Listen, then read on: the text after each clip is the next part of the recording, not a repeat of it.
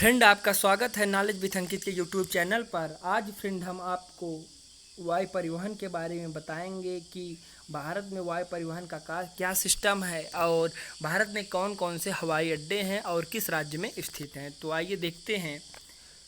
भारत में वायु परिवहन की शुरुआत 1911 ईस्वी में हुई। तो भारत में वायु परिवहन की शुरुआत 1911 ईस्वी में ही हो गई थी, जब इलाहाबाद से नैनी के बीच विश्व का सर्वप्रथम विमान डाक सेवा परिवहन किया गया। तो इलाहाबाद के नैनी से इसकी शुरुआत की गई।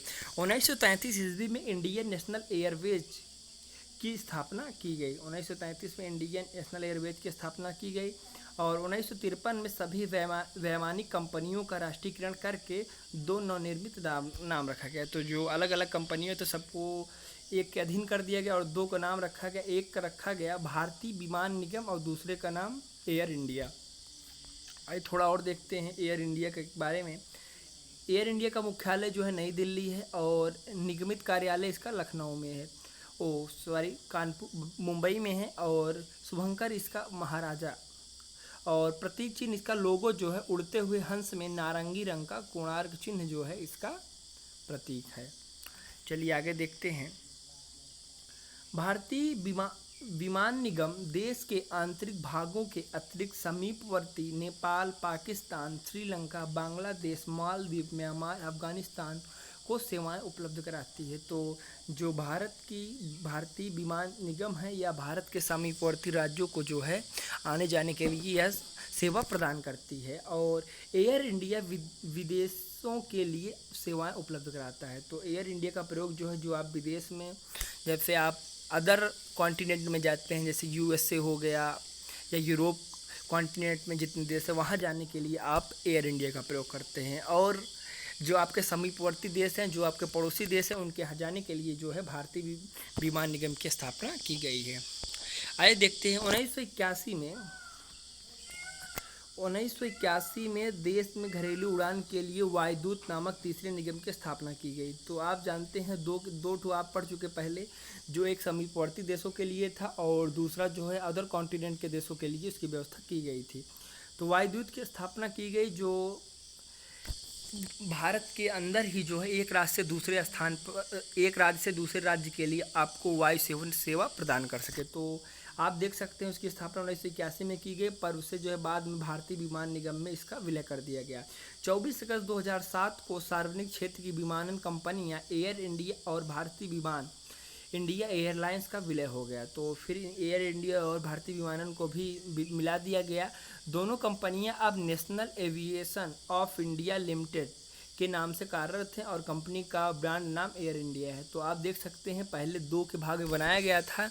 पहले का नाम एयर इंडिया, दूसरे का नाम भारतीय विमान निगम रखा गया। फिर तीसरे का निर्माण किया गया जिसमें उसका नाम वायुदूत रखा गया। फिर तीनों को क्या करते हैं, मिक्सअप करके फिर एक ही बना दिया गया, जो एयर इंडिया के नाम से आज चल रहा है।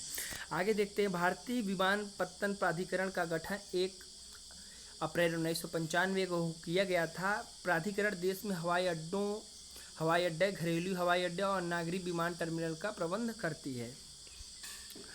तो आगे देखते हैं कौन सा हवाई अड्डा किस राज्य में स्थित है, या सभी परीक्षाओं में पूछा जाता है। आइए देखते हैं। इंदिरा गांधी हवाई अड्डा जो है नई दिल्ली में स्थित है।